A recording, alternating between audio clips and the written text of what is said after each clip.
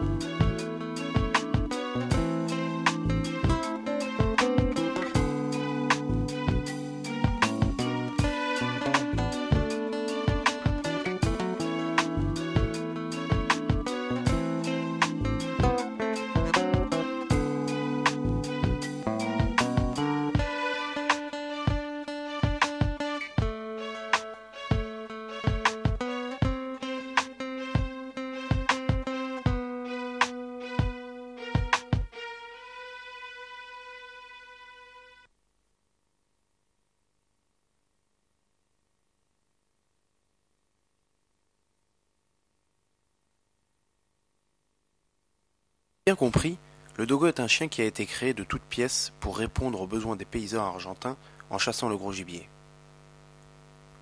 En France, quelques puristes pratiquent cette chasse dans des lieux privés. Il s'agit bien sûr d'une véritable épreuve physique pour le chien. Celui-ci en a payé les frais et a bien failli mourir. Lors des grandes battues dans la cordillère des Andes, les chasseurs argentins sont tous équipés d'aiguilles et de fils. Car ne l'oublions pas, malgré ses extraordinaires capacités, le sanglier reste irrémédiablement bien plus fort que le dogo.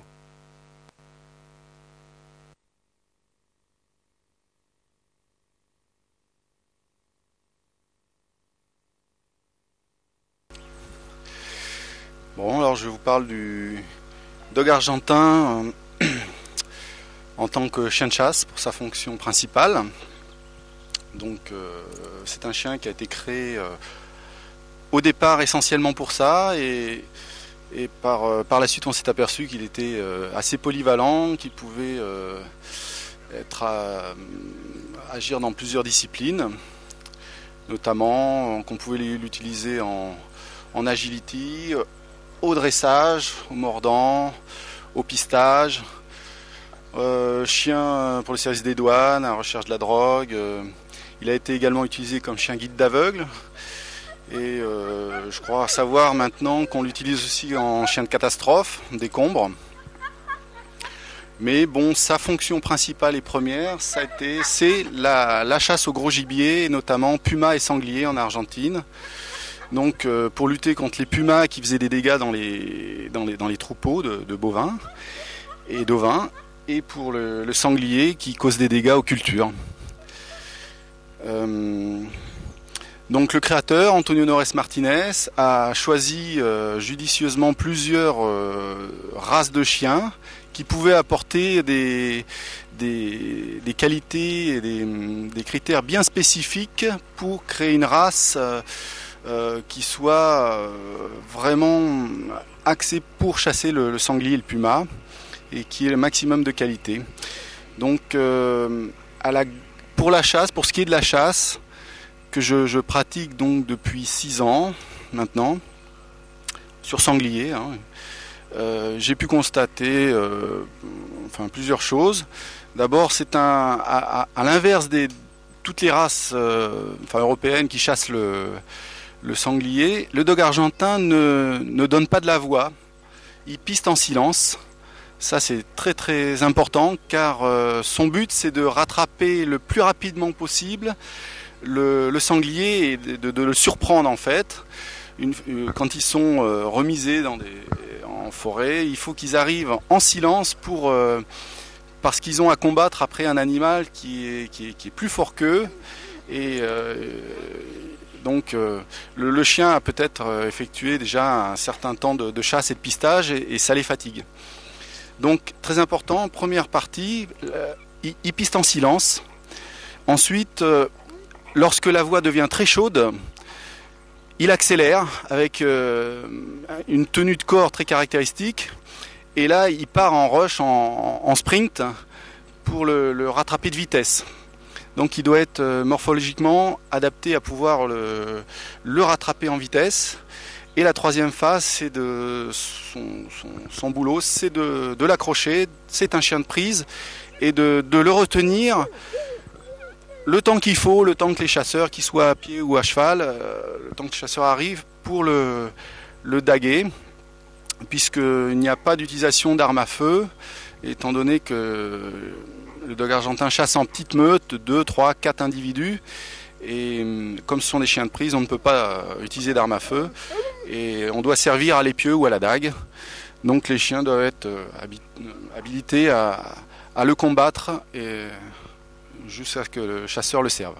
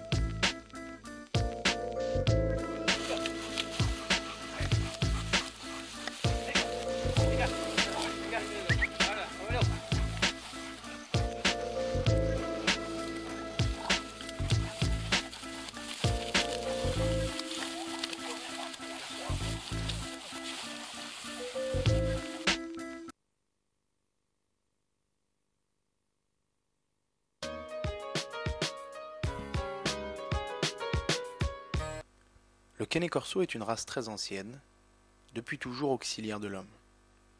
Il a été chasseur, bouvier et berger, gardien des fermes, camarade fidèle des charretiers et garde du corps.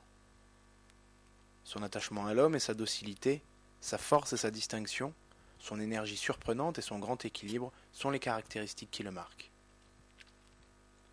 Ignoré un long moment de la cynophilie italienne, il est devenu le protagoniste récent d'un mouvement d'intérêt qui l'a mené à sa reconnaissance officielle. La race a aujourd'hui un nombre d'amateurs qui grandit, rapidement, et pas seulement dans son pays d'origine, mais aussi dans tous les pays européens et dans le monde entier. Certaines personnalités en ont même fait leur chouchou.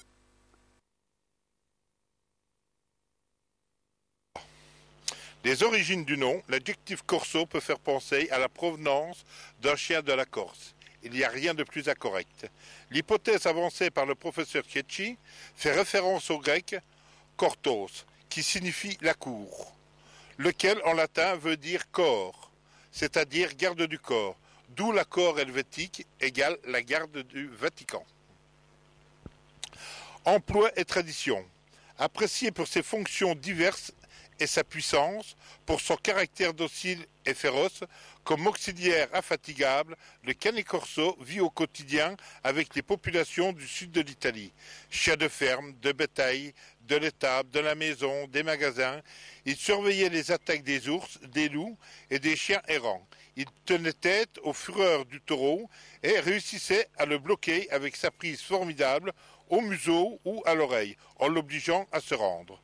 Il servait aussi de chien de chasse aux sangliers, aux blaireaux et aux porcs-épics. Il fut aussi protecteur des prostituées, utilisé pour des combats comme auxiliaire de guerre.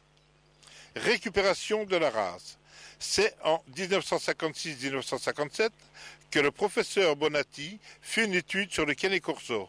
Les frères Malavazzi, Giancarlo et Luciano, les pionniers du sauvetage du Canet Corso dans les années 1973-1974 et moi-même en 1988, où la SAC me nomme dès 1989 délégué de celle-ci pour tout ce qui est francophone. Puis reconnu en novembre 1996 par la FCI, le Canet Corso atteint un succès inattendu qui attire aussi l'attention d'éleveurs improvisés et spéculateurs qui n'ont rien à voir avec la sélection pure et la compétence. Les grandes lignes du standard. L'aspect général du chien. Chien de taille moyennement grande, de construction massive mais élégante, avec des muscles puissants et longs. Très distinct, il exprime force, agilité et résistance. La conformation générale est celle d'une morphologie dont le tronc est plus long que la hauteur au garrot, respectant l'harmonie de la forme et celle du profil. Comportement et caractère. Intelligent, énergique et équilibré, c'est un chien de garde et de défense, inégalable. Docile et affectueux avec les maîtres, aimant les enfants de la famille, il devient si nécessaire, terrible et courageux pour défendre les personnes, la maison et la cour. De plus, il est d'une éducation très facile, ceci pour le vrai Canet Corso. La tête. Le périmètre de la tête mesure le double de la longueur totale de celle-ci. La tête est modérément sculptée avec de larges pommettes tournées vers l'extérieur. La truffe. Elle doit être volumineuse, plutôt plate, avec des narines amples, ouvertes et mobiles. La pigmentation est noire. Lèvres. Plutôt consistantes, les lèvres supérieures vues de face se déterminent à leur disjonction en forme de U renversée et vues de côté. Elles pendent modérément. Mâchoire. Très large, robuste et épaisse, avec un prognatisme supérieur léger. Dents. Blanches, grandes, complètes, les incisives inférieures dépassent légèrement d'environ 1 à 3 mm, tolérées à 5 mm maximum. Les yeux, de taille moyenne, de forme ovoïde, la couleur de l'iris doit être aussi sombre que possible en relation à la couleur du manteau. Le regard est intelligent et vigilant. Oreilles. De taille moyenne, de forme triangulaire pendante, elles sont amputées en forme de triangle équilatéral. Elles ne doivent pas être coupées trop courtes ni trop longues. Cou. Le profil supérieur est légèrement convexe, la marge inférieure est dépourvue de fanon. Poitrine. Large, bien descendue et ouverte, avec des muscles pectoraux très développée. La queue, insérée plutôt haute sur la ligne de la croupe, grosse à la racine, elle est amputée à la 4e vertèbre. Le manteau, poil court mais pas ras, brillant, soutenu, très dense, d'une longueur moyenne de 2,5 cm. Couleur noire, gris plomb, ardoise, gris clair, fauve clair ou appelé fromont, fauve serre, fauve foncé et tigré. Les tigratures sur fond fauve ou gris de graduation différente.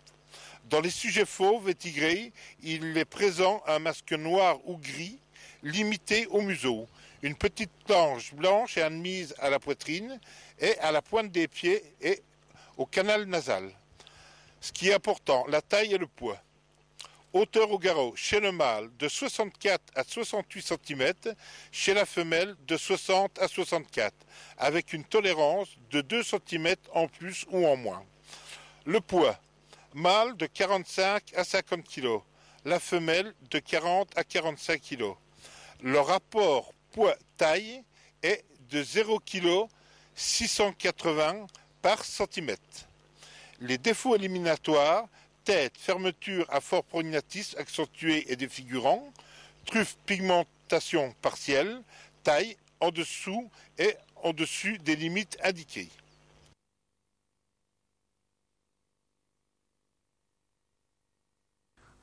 La loi du 6 janvier 1999 n'a pas fait que pénaliser les propriétaires de pitbull.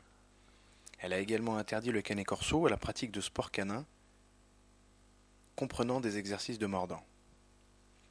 Pourtant, le canet est depuis toujours un chien de protection et de défense, au même titre que des races de chiens de berger. Olga est la première chienne française à avoir obtenu son brevet de chien de défense avant le passage du texte de loi. Des images qui prouvent les réelles capacités de ce chien et surtout son équilibre pendant le travail. Donc je vous présente Olga, chienne canet corso de la cité de la Ruine de Dalle. Elle a passé son brevet de chien de défense à 16 mois, c'est la seule de France, et actuellement elle a 2 ans et demi. Donc c'est un chien de compagnie, elle fait du mordant mais par jeu en fait, pour elle c'est comme aller chercher une balle, il n'y a pas de truc. Elle est adorable avec tout le monde, bon vers les étrangers elle n'ira pas vers les étrangers, mais sans ça avec les gens qu'elle connaît, que je laisse rentrer à la maison, elle va se faire caresser, se faire câliner, puis en plus elle adore les enfants. Donc de ce côté-là, il n'y a aucun problème, c'est un bon chien.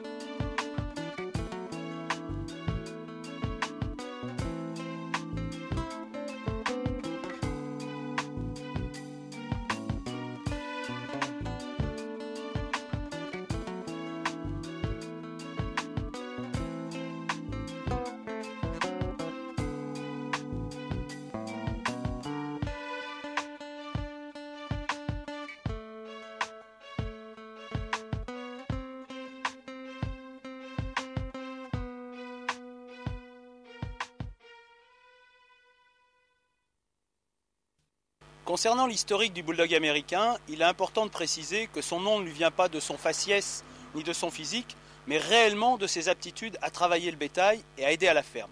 C'est donc bel et bien un bouvier, un chien à vache, dont une des fonctions premières était d'aller là où un homme à cheval, un cow-boy, ne pouvait aller pour récupérer du bétail ou un gibier blessé. Les premiers chiens ont été importés par les colons anglais, d'où le nom qu'on rencontre encore de Southern White, de Old English White ou d'English White, que certains éleveurs irréductibles américains utilisent encore. Alors au niveau santé, le bulldog américain est un chien qui pose peu de problèmes, si ce n'est qu'étant à poil court et à dominante blanche, il est souvent sujet aux problèmes de peau, donc eczéma, atopie, également la démodécie qui est transmise par la mère. L'été, il faut faire attention aux coups de soleil sur les muqueuses claires. Entre les deux types de chiens, le Johnson ou Bully est un peu plus fragile et il est sujet aux problèmes inhérents aux races brachycéphales. Donc il faut faire attention aux problèmes respiratoires, c'est un chien qui doit faire un peu moins d'exercice physique que le standard. La reproduction de ce type de chien est aisée et survient donc sans problème avec des portées nombreuses de 6 à 15 chiots. Par contre, c'est un chien qui est mature et adulte relativement tard, donc il faut éviter de le faire reproduire trop jeune. Et donc en espérance de vie, on peut compter 8 à 12 ans, qui est à peu près la moyenne pour les gros chiens. Au niveau de l'hygiène, il faut faire attention à l'hygiène des yeux, des oreilles. Pour les chiens plissés, on nettoie bien entre les plis, mais sinon il n'y a pas de problème particulier. Le chien est en maladie héréditaire. On peut noter la dysplasie de la hanche qui peut survenir chez ce chien et qui est donc à dépister relativement tôt. Et bien sûr, on ne fait reproduire que les chiennes qui sont indemnes de dysplasie. On peut aussi, on note quelques cas de rupture de ligaments croisés en raison du poids du chien notamment. Donc il est sensible aux températures extrêmes, donc notamment la chaleur. L'été, en faisant vraiment très attention parce que le coup de chaleur se revient très très rapidement. Et donc là, même en voiture climatisée, c'est quelque chose qu'il faut absolument surveiller. Par contre, il supporte aussi assez mal les températures très très froides. Donc c'est un chien des pays tempérés, quoi. Sa croissance est lente, comme les grands chiens, donc on a besoin d'une nutrition adaptée et suivie tout au long de sa vie. Pour ce qui est de l'exercice, donc l'exercice doit être progressif en raison de la croissance lente justement. Donc il faut notamment interdire tout ce qui est saut dès le jeune âge, qui risque de fragiliser le squelette du chien. Et un autre petit problème aussi qui est à surveiller, qui n'est pas systématique, mais c'est étant donné qu'on a beaucoup de chiens blancs, on doit surveiller l'apparition de la surdité qui peut survenir chez ce genre de chien. De nos jours, l'appellation unique de bulldog américain regroupe deux types bien distincts, le bully et le standard. Anciennement, Johnson et Scott, du nom de leur protecteur. Comme son nom l'indique, le bully est un chien très typé bulldog, avec un corps massif, une forte ossature, qui lui donne une carrure compacte, dégageant un fort sentiment de puissance, d'où son utilisation à l'attelage ou en weight pulling. La tête est importante, elle est ronde, le museau est court, la denture est prognate. Le standard est un chien plus élancé, plus athlétique, voire élégant, ce qui lui permet de pratiquer des disciplines sportives comme l'agility ou d'accompagner son maître en balade ou VTT ou roller. Sa tête est plus typée mastiff et sa dentition peut être en ciseaux.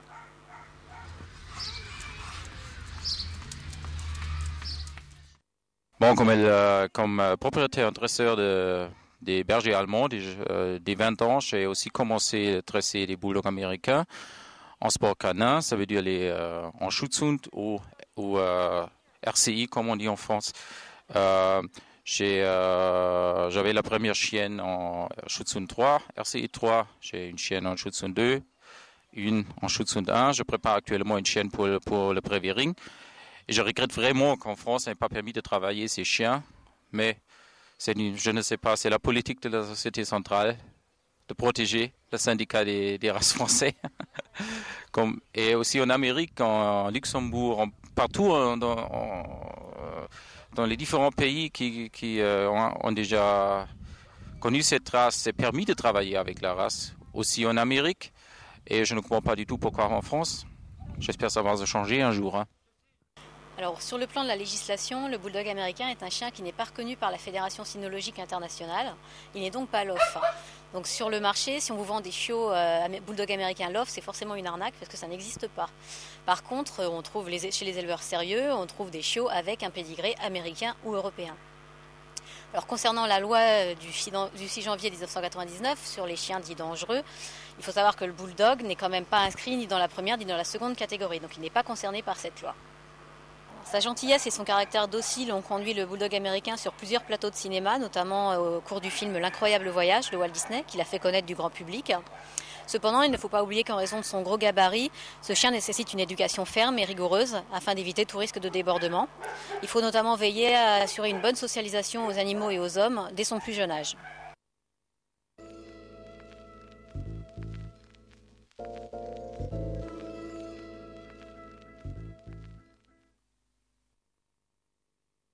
Le wheel pulling, traction de charge en français, est une discipline sportive très prisée aux États-Unis et régie par une fédération internationale qui en a fixé des règles très strictes quant à l'âge des chiens, les masses tractées et l'utilisation du matériel. Une fois habitué au harnais et à la traction, sous l'emprise du jeu et motivé par son handler, le chien tire un chariot qui sera lesté au fur et à mesure de la compétition. Les bulldogs américains sont parmi les meilleurs chiens du monde dans cette discipline, les champions pouvant tracter plus d'1,5 tonnes. En Europe, une application dérivée du weight pulling peut être l'attelage, car même chez nous, nos bulldogs américains conservent de réelles aptitudes sportives.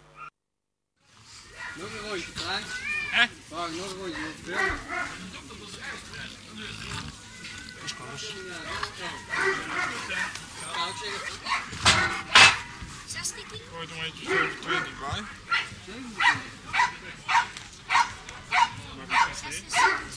Dat is een competitie maken. Ik weet een kut worden. Oh ja. We moeten proberen laag.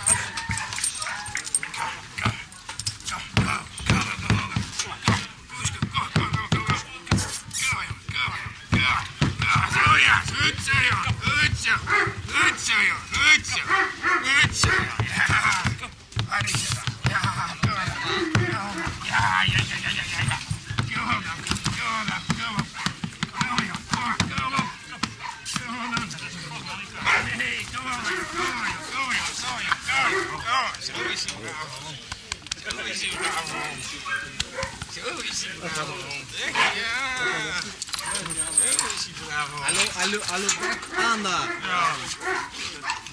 Dat is echt een slim.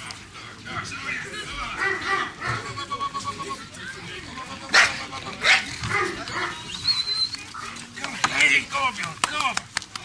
Kom maar, goed. Kom joh, kom maar.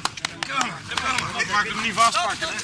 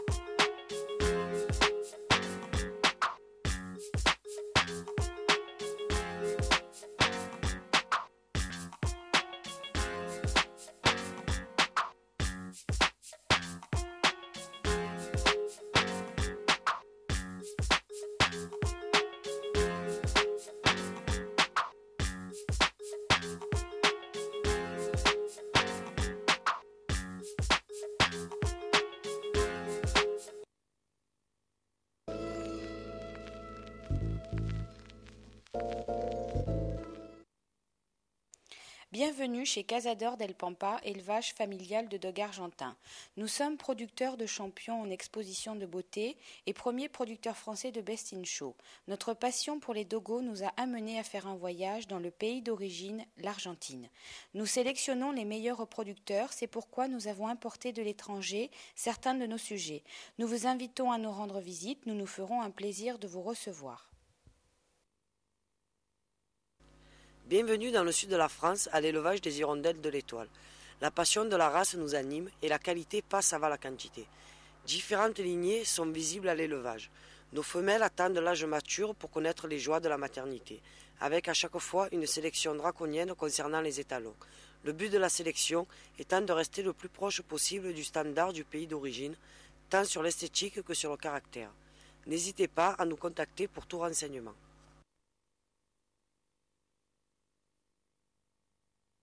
De Los Perros de la Casa Mayor vous souhaite la bienvenue. Nous sommes passionnés par le dog argentin pour ses nombreuses qualités, telles que sa sociabilité et son attachement au cadre familial, son côté sportif, ses aptitudes à la protection et à la garde, et bien d'autres caractéristiques qui font de cet animal un chien d'exception. Si vous souhaitez en savoir plus, sachez que nous partageons notre passion avec plaisir. Bienvenue à l'élevage des Gauchos des Louveaux. J'ai été le premier éleveur à importer des dogos d'Argentine en 1992 dans le but de faire connaître la race. Je produis 2 à 3 portées par an et pratique une sélection rigoureuse de reproducteurs. Amateurs sérieux, n'hésitez pas à me contacter.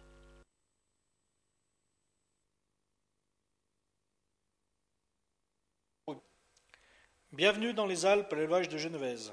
Le standard italien nous indique que le Canet Corso est un molossoïde léger. Pas d'excès dans la taille et dans le poids. Il doit être capable de travailler. Notre sélection est donc établie sur l'aspect, mais également sur le caractère.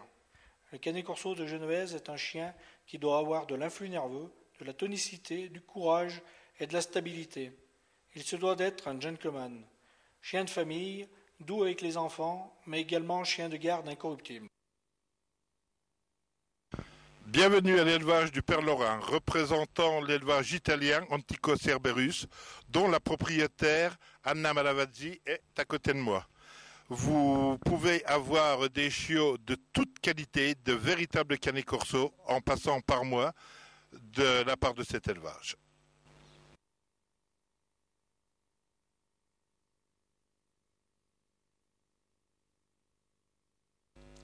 Bienvenue à l'élevage Holzheitspool. Nous sommes un élevage typiquement familial où nos chiens vivent au milieu d'enfants et d'autres animaux, au plein cœur du Bugey dans l'Ain, à 1 heure de Lyon et de Genève. Le bulldog américain est un chien discret, capable de s'adapter à toutes les situations, facile à éduquer, ce qui lui permet d'avoir des maîtres de tout âge. C'est vraiment le bon chien de famille. Nous vous recevons avec plaisir ce rendez-vous pour vous faire partager notre passion.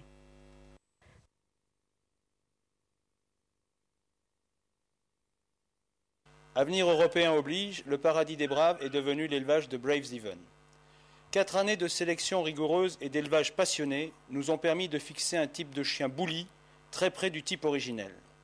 La Crazy Bully Bull Line a vu le jour avec Bullyway et Rocket, que vous voyez en ce moment, continuera avec Mado et la nouvelle génération.